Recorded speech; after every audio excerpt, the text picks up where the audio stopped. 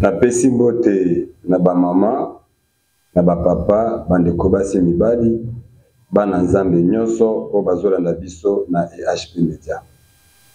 Tozongisi matono na nzambe asali biso ngolu ya oposa nso liboso na bino.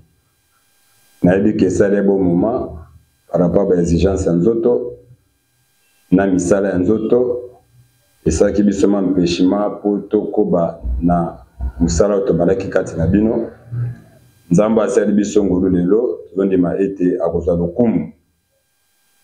Tozokoba na liteya na biso na mokanda Ecclésiaste 4 verset 13 à 15.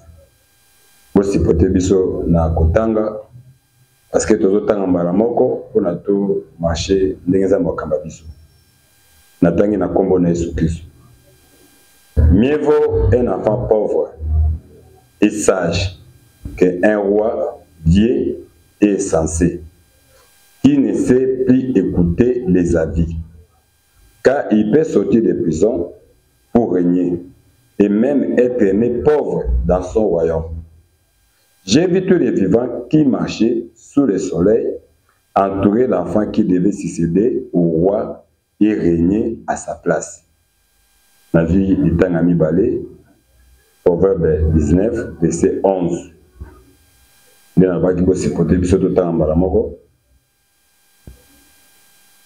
L'homme qui a de la sagesse est lent à la colère et il met sa gloire à oublier les offenses. Et que tira souka, nous avons mon canada de Deutéronome 33, verset 5. Deutéronome 33, verset 5. Na zotanga na kombo na Yesu Christ toujours. Na bani na 4 tina 5. Moïse nous a donné la loi, héritage de l'assemblée de Jacob. Il était roi en Israël. Quand il s'assemblait les chefs du peuple et des tribus d'Israël. Kola pambola litangi. Totalisaki eza na jeune roi oya kobotama na royaume na ye mais pauvre. Mais batalisa biso que ce jeune roi a na sagesse. Eza ba match totambolaki na matière oyo tolekaki. Mais tolingi osimba eloko moko. Cet jeune roi balobi que il faut succéder na roi oya liboso. Mais pour succéder na roi wana, totalisaki que aobota manano, il faut abota ma pauvre et puis il faut kota na prison. Na kobima na prison nde ako succéder na levier roi. Totalisaki que Hérode aebaka écriture te. Alukaka boma Jésus tanga botami. Nzoka nde Jésus pote succéder na royaume to azwa bokonzi na mokili oyo yakela. Ezaki conditionné fa kota na prison. Mais ce que ya kota na prison te auta ko botama. C'est-à-dire Yesu tanga botami. Isaïe bazelaki Yesu Nzambe aya comme Messie régnant. Mais il y a qui le la Messie souffrant. Zokane na kati ya souffrance, nde il faut assister dans les vieux rois. Maintenant, tant tout est dit que les vieux rois zanani, les vieux rois tobi na temps ya la loi. Nzambe na tanga mobeko yenda zaki les vieux rois. Yomo tosi mukana de Deutéronome 33. Pour na kotalisa que Moïse azaki tout est roi. Oh Moïse, c'est toute l'ancienne alliance. Tous les prophètes au Bayaka dans l'ancienne alliance travaillent dans Moïse. Basala Moussala na Katia Moïse. Basala nous représenter Moïse. Voilà pourquoi nous avons tout un roi. Yango monake. Soki mozabi bo manyama. Tango Elia goya yeba bo manyama. Samuel tango ya abo manyama. Tous les prophètes travaillent dans Moïse. Oh Moïse a représenté Mobeko. Moïse nous a dit, de Jésus. Moïse nous a dit. Oh, comme Moïse nous a dit, la loi nous a dit. Bango bazé comme Yesu, tant que Yesu azoya que azawa et pas na bango bazé kotala Jésus à travers Moïse. Parce que Moïse a été roi na Israël. Mais un roi insensé. Oh, le roi insensé, tu dis que c'est Dieu dans l'ancienne alliance. Parce que roi wana okwebendeni babi ayokane ba conseil. Na tese no babi que na ancienne alliance otoboli mutulisu osenge pardon te. Oh, pardon à tobolo lisu, bako tobolo lisu. Obomi moto, oh pardon, bako bomayo. Parce que cet roi, babi que ayokane conseil te. Oui, parce que ça qui n'a conseillé te. Conseil zanani. On est faut qu'il n'a pas ya Esaïe 9 verset 6. Babi que moi na kobotama, babi aza Dieu puissant. Père éternel, admirable, conseiller. C'est que conseiller en Zambé, c'est la canzane mémo.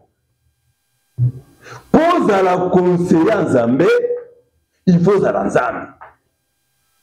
Mais cet enfant, Oyo, Azobo, tu m'as pas si cédé le vieux roi. Babi qui a la sagesse. Oh, un homme sage, il me toque un conseil. Ndenge di besoin de proverbe. L'homme sage a mon amabe akimaka. Homme sage a un conseil.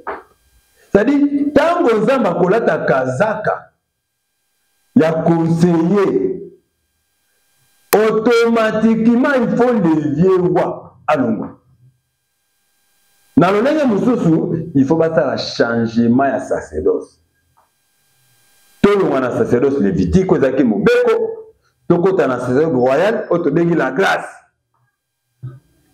Mais c'est que le vieux roi, total ici que le vieux roi, tant que nous azali qu'on régné, alors que la moutoumate, ali misa rapide.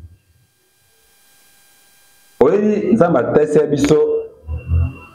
Et le roi n'a pas alliance, parce que Moïse a rampé Nzambé.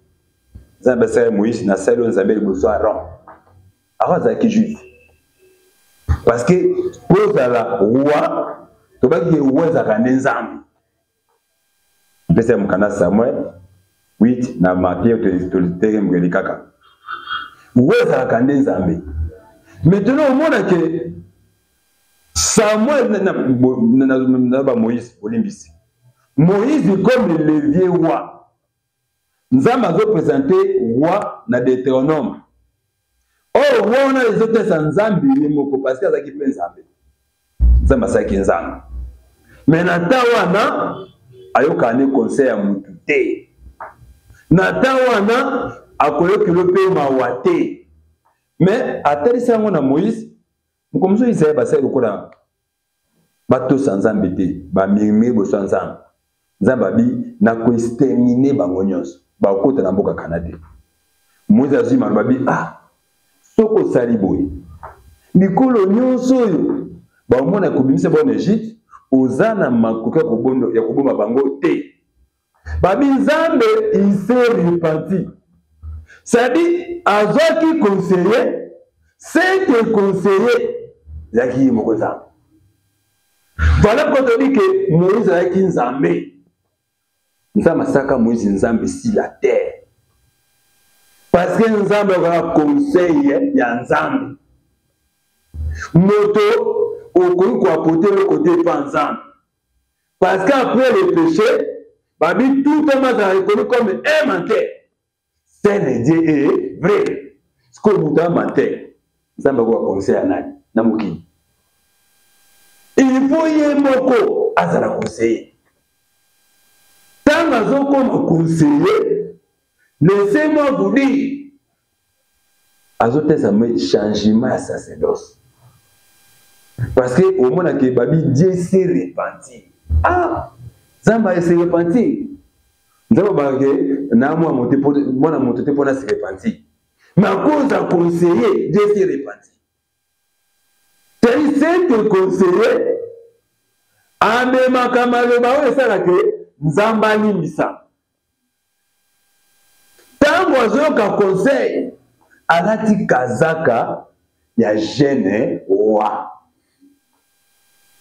Na o baike na les vieux wa, na les jeunes wa, ezaka nzambe moko. Nzamba t'a dit que le vieux roi, le fait de volant, il s'est repenti. Parce que dans le temps où il s'est repenti, il faut que ça que oyo wana zaka kanda yende alira komisa mamawa. Akomisa babolingo. Na boyoka ni na biso lelo, laissez-moi vous dire, Nzambe akoma kobosa na mabe na soki ondimi yango po senge bolilisi. Pourquoi? Parce que Toza Nathan, Toza déjà un conseiller. Toza a déjà changement sacerdoce. Le vieux roi, qui la loi, Nzamba est copié sur un numéro de la grâce. Parce que grâce à la interprétation de la loi, Nzamba Zaka moko. Nzamba Zaka moko. Mais asali musala alataki kazaka ni viegwa taka yebe mtauzana legende wa yango barabika kobota mamobola na royaume na ye tobaki na Matthieu 4 royaume sakande mokili mutakela mokili zaka nzambe nyoso tuisa ya nzambe mais nzambe akela mokili akuya na mokili comme un pauvre. Kazaka ya mobola wana nzopona ni bita nzambe zani il faut kota na prison soka bimi nde alati kazaka ne ya nzambe depuis l'éternité. Mais pour akota na prison procédure ezalaki yemonda abungisaki yango asaki mobeko. Et puis, Mobeko, Motamokila aussi manzame beta bomae. Hein? Nzambe pour akufa et moi ami pesa. Ce qu'on ami pesa ndeni, ami pesa qui nanzela Mobeko. Ami pesa nanzela Mobeko, le quoi zakafile malobana il faut accomplir yango. Tant azo babu manyama, en réalité la kiye moko. On n'y m'a pas pour faut kangaye. Hein? Bon kangaye bon,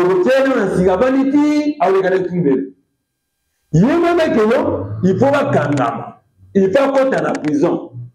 Nansima kobima na prison d'akouré. Voilà pourquoi na Genèse bana ya Jacob bamundi basalaka kumpu po bakanga Joseph. Babi ki bazaki na nombre de 10 les arapamba te. Parce que Mobeko nous avons appelé ça des 10 commandements.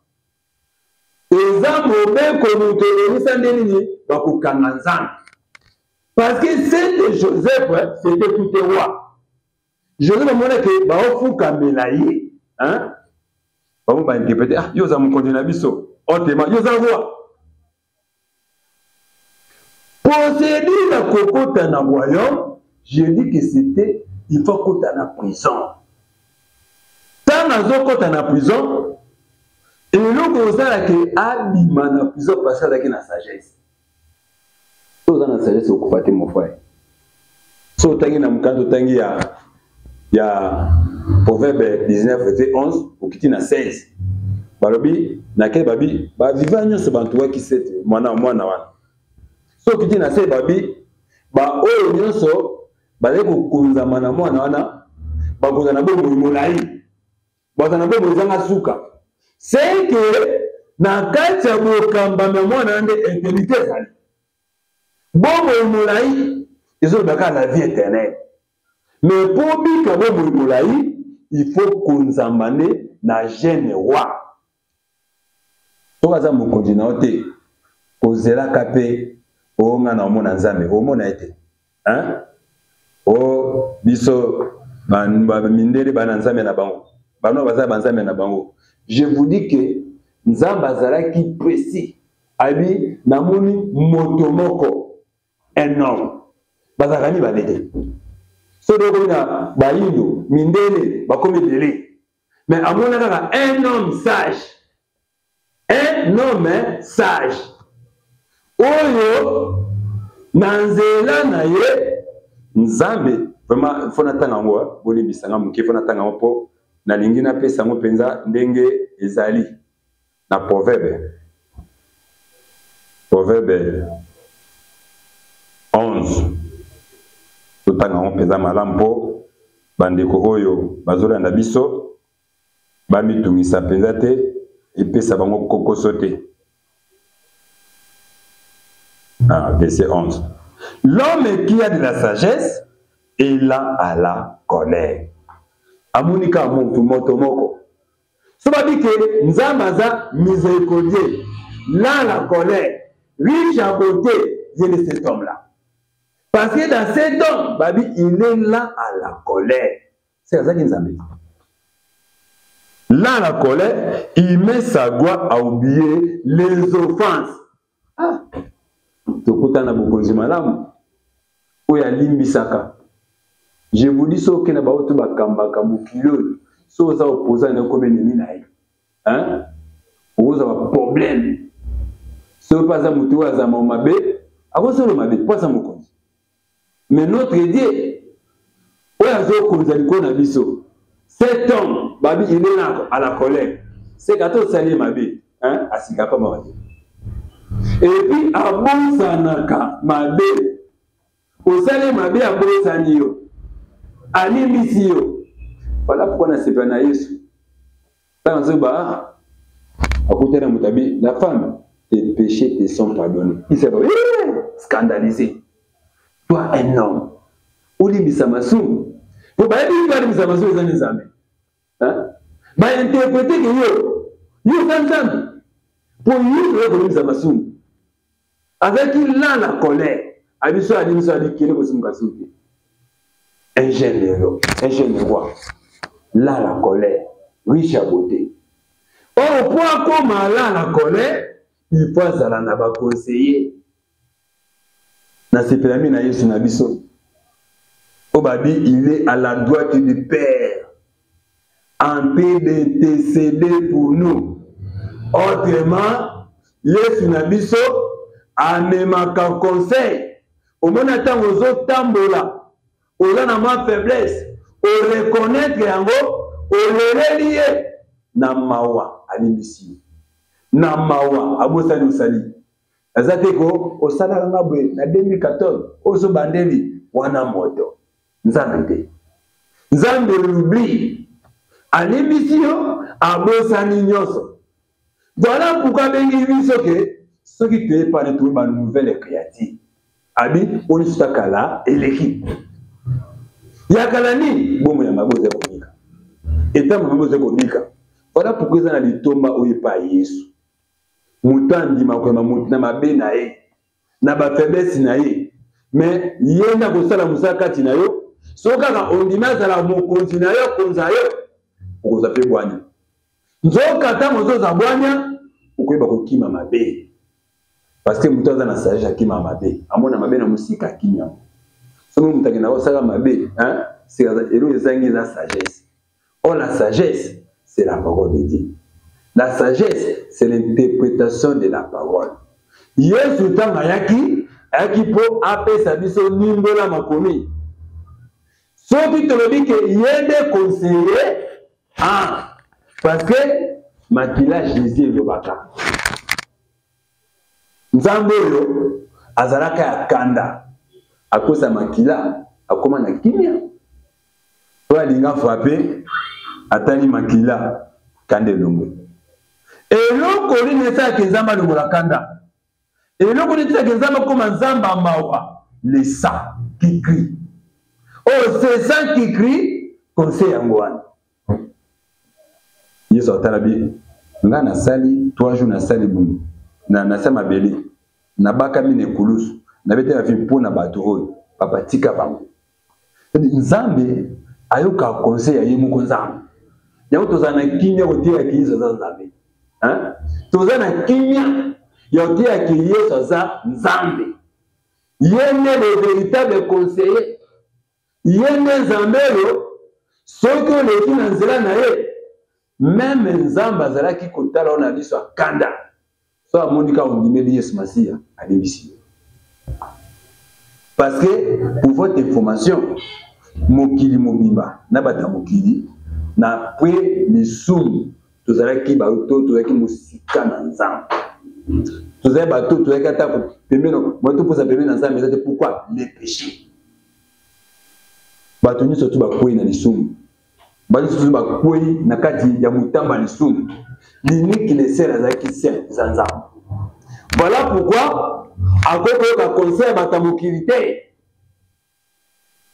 soko monaka bakonzi nyonso ya mokili bayo baconseiller batishane nzambe mais tous ces conseillers vont travailler dans la vision à moto hein yango mona bakonseiller mpe baka baflatter ayebi kopesa mosala abandi koko azoflatte yo mpo nini agade pose na ye alingi yo aza l'épice emeki les autres conseillers mais pas nzambe te les conseillers tozoloba oyo tozoteya l'excellence yababi l'admirable yazaka admirable un Dieu d'amour c'est-à-dire tant azotala musala sali orekonnaître mabe na yo abosani yango dimela Yesu Masiya ndeko na ngai quel que soit mabuza nango eta boze kotambola wana soki kaka ondimeli ye orekonnaître ba faiblesse na yo orekonnaître mibunga na yo azaza mama balobi ke alimbisaka mabe eloko eza alimbisa mabe nini c'est la sagesse. Oh bien-aimé dans le Seigneur natalisaki ke Joseph ndeseki roi Joseph nde roi wana oh Joseph tanga azomona ke bazofukamela ye alinga tesaki no ngande mokonzi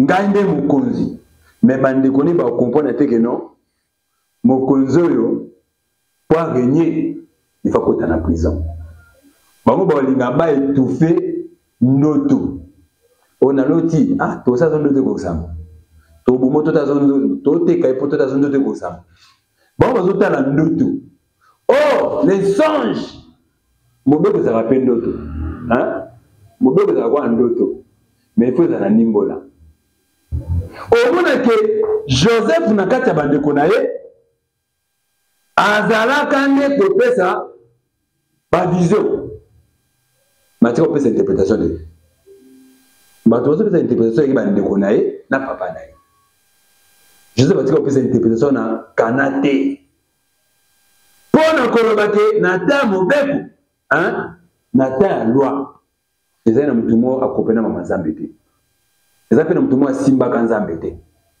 parce que nzambe na ta mobeko je vous dis que abombamaka lokola yaka lokola pauvre moye bato bamona ke oyo nzambe waza na richesse nyonso eza te bato baomone comme un insensé nzoka nde moto aza pauvre balobi ke conseil bato bayokaka yango te wana proverbe ezoloba tolia moto aza mobola bayokaka yango te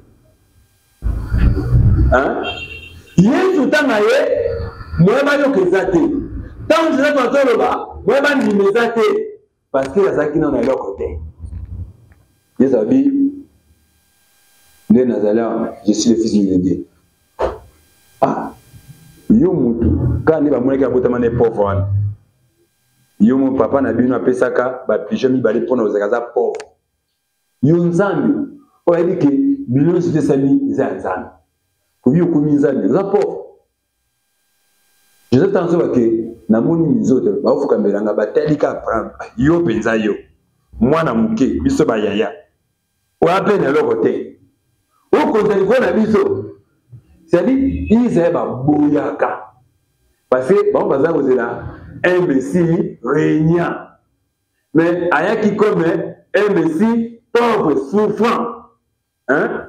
Il va souffrir, mais à revenir après la souffrance. Après la souffrance, ne à considérer la levier roi. Bakoki ko ça la changement sacerdoce était.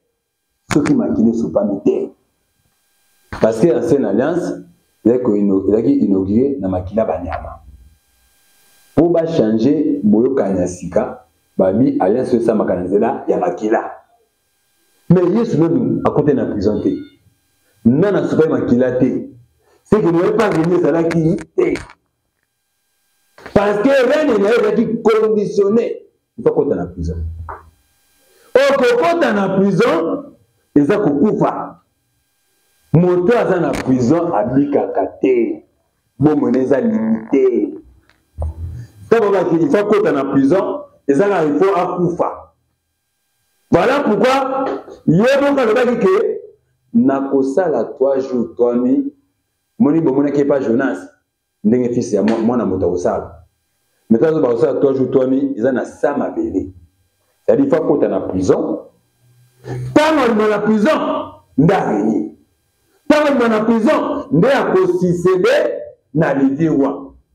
Ndé to ça le changement ya sacerdoce. To le na temps là, ya mobeko, to continue na temps la grâce. Or so moto continue na temps la grâce. Ou azo reconnaître que nazalaki kokunza makokangama na légende roi. A comprendre que non, na libana roi oyo azali. Parce que bon mon seko eze pas naï. Le biko eze pas naï. Boni samasu eze pas naï. C'est-à-dire ceux qui muto ça reconnaître amoni les jeunes rois. Hein? Azasu na posa les rois. Yesa lobela mo pe na nzela ba 20. Asali 20 amekisi ba kambia ya fête. Babi soki to melaka oyo nde to mela zu ote. Hein? Soki to melaka opesa biso o liboso to mela ote. Parce que tambolaka ensemble te moko pa longa mwatika. Soki Moïse longwe nde ngana koya.